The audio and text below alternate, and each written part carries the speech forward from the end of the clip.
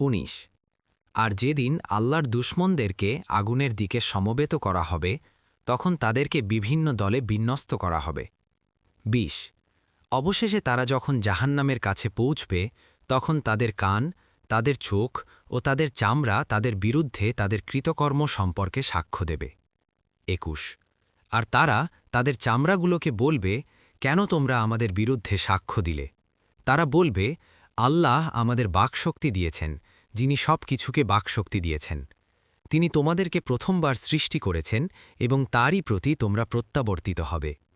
২২ তোমরা কিছুই গোপন করতে না এই বিশ্বাসে যে তোমাদের কান, চোখসমূহ ও চামড়াসমূহ তোমাদের বিরুদ্ধে সাক্ষ্য দেবে না, বরং তোমরা মনে করেছিলে যে তোমরা যা কিছু করতে আল্লাহ তার অনেক কিছুই জানেন না।